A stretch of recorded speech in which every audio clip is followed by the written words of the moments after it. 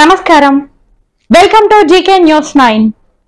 తన కోడలు తన కుటుంబంపై తప్పుడు ఆరోపణలు చేస్తుందంటూ ఓ పోలీస్ హెడ్ కానిస్టేబుల్ రాజయ్య తన భార్యతో కలిసి కరీంనగర్లోని ప్రెస్ భవన్లో సోమవారం విలేకరుల సమావేశం నిర్వహించారు.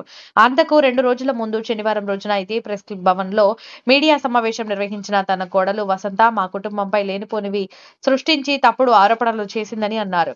మా కొడుకు వినోద్ కుమార్ కు మెట్టుపల్లి గ్రామానికి చెందిన వసంతకు 4 సంవత్సరాల క్రితం వివాహం చేశామని, మా కొడుకుని మా నుండి దూరం చేసి తనకు పిల్లలు పుట్టడం లేదంటూ, మా కొడుకును ఊకే చిత్రహింసలకు గురి చేయడంతో తట్టుకోలేక మనస్తాపానికి గురై కొన్ని నెలల క్రిందట మృతి చెందాడని తెలిపారు.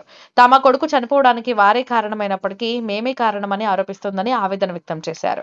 మా కొడుకును హింసించిన వారిపై కఠిన చర్యలు తీసుకుని మాకు తగిన న్యాయం చేయాలని మీడియా ముందుకు వచ్చామని తెలిపారు. కారణంగానే వీళ్ళు మనస్తాపానికి గురైంది సార్, పిల్లలు పుట్టరని చెప్పి అసలు లోపం మా కోడల దగ్గర ఉందన్న వల్ల ఆ నుంచి మహిళా పోలీస్ స్టేషన్ పోయినాం. మహిళా పోలీస్ స్టేషన్ సిఐ మన శ్రీలత గారు అక్కడ ఏదైనా ఉంటే మాట్లాడుకోరు అన్నారు. మరి మీ కొడుకు చనిపోయారు కదా ఏంది అని అంటే, నా కొడుకు చనిపోయినందుకు వాళ్లకు నష్టపరిహారంగా 16 లక్షల రూపాయలు డిమాండ్ చేసింది. 16 లక్షల రూపాయలు నేను ఎందుకు ఇస్తా, మీ వాళ్ళు చేయబట్టి నా కొడుకు చనిపోయాడు, నేను ఇవ్వనని చెప్పి నేను అన్నాను. అంటే అక్కడ ఉండి నేను సరేగా మీ కొడుకు చచ్చిపోయాడు కదా మరి ఏమైనా నష్టపరిహారం ఇవ్వమనంటే, నా కొడుకుని చంపింది మీరేనే, నేను 1 లక్ష రూపాయల వరకు ఇస్తా అని చెప్పిన. అక్కడ నుండి మళ్ళీ ఏం చేసిర్రు, సరే 1 అయితే 1 లక్ష తీసుకుంటాం అన్నారు.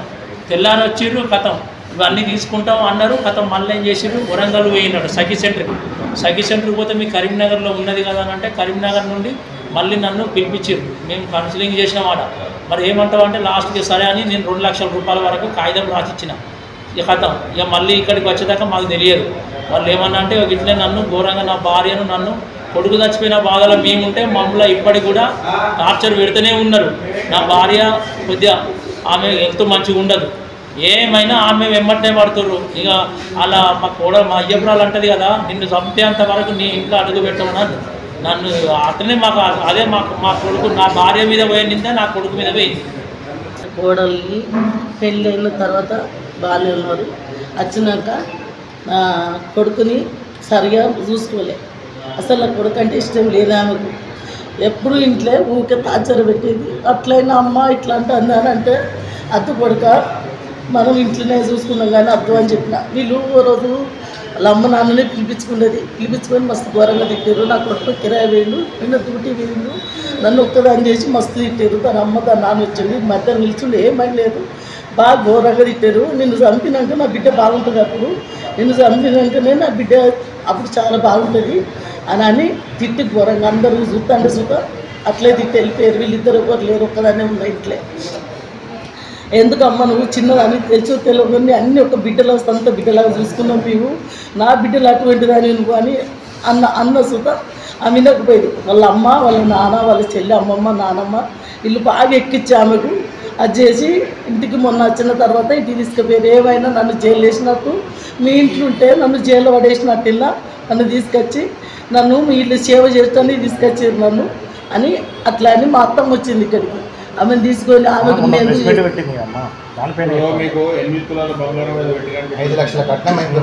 5 లక్షలు లేదు, 1,50,000 వెళ్ళి 20 లక్షలు అక్కడ ఇచ్చిండు. 1,30,000 గోల్డ్ ఆమె మెడ విందనే ఉంది.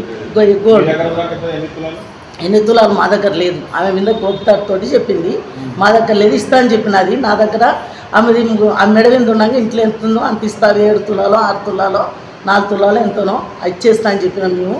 చెప్పిన సుత ఆమె మేము మంచిగా చెప్పి నీకు ఇంకా 5వ 10వ నీకు ఇస్తా. నా కొడుకుని ఘోరంగా నన్ను వదిలిపెట్టి నా కొడుకు ఒక్కరోజు సుతగా ఉండకపో ఇంట్లోకి వెళ్ళి తీసుకుపోయి తాచిన పెట్టి నా కొడుకుని, అమ్మ నేను రైలు బట్టలు ఎక్కుతున్నమ్మా, మధ్యాహ్నం వీళ్ళు 4 వచ్చి నా కొడుకు నా ఇంట్లో వెళ్తే అన్నడట, నువ్వు పిల్లలకు ఏదన్నా ఉంటే కనబడరా, నువ్వు అక్కడ మాట్లాడి మాకు ఏం గొడవ లేదు, మేము మంచిగా ఉన్నాము, ఎప్పుడు పోయినా 10 రోజులు ఉండేస్తాను నా కొడుకాడ పోయి అని నా కొడుకుని తీసుకుపోయి నేను ఇక్కడ మీ ఇంట్లో సేవలు చేయాలా, నేను ఎందుకు ఉంటాను, నేను ఒంటరిగా పోదాం, మీ నాన్నమ్మ వచ్చి ఇక్కడ ఉంది కదా అని నా కొడుకుని తీసుకొని పోయి 3 రోజులు పొద్దున సాయంత్రం వీడియో కాల్ చేసి, అమ్మ నువ్వు ఎట్లున్నావు, నువ్వు మంచిగా ఉన్నావా, నేనున్నావు, మేము మంచిగానే ఉన్నావమ్మా అని చెప్పేది.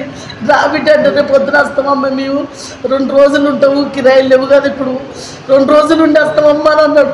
నమ్మి మంచిగా తింటాను, నన్ను వీడియో కాల్ చేసి మాట్లాడేది, పొద్దున మాట్లాడేది.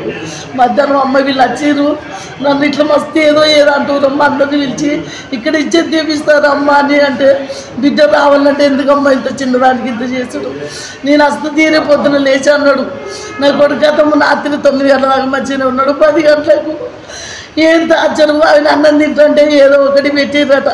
నా మత్రుకలు లేదమ్మా, నాకు రైలు పట్టాలకు వచ్చిన నేను అని 10, 11 గంటలకో 10 గంటలకో వచ్చి అమ్మ నీ ముఖం చూపి ఈడే కలు చేసి నీ ముఖం చూపి అమ్మ నేను భరించలేను, ఇంకా నలుగురు కలిసి నన్ను తాచన పెట్టేదమ్మా, ఇక నీ కంటికి కనబడదు నేను అని చెప్పిండు. అందులో మాట్లాడుతూనే ఉండవు, గతం ఇప్పుడు కాదు అట్లా చెయ్యకు అని చెప్తూనే ఉండదు. నా కొడుకున్నా కాకుండా చేసారు, నేను ఎంత ముద్దుగా పెంచుకున్నా నా కొడుకుని ఇంట్లో వెళ్ళి బయటకు వెళ్ళలేదు.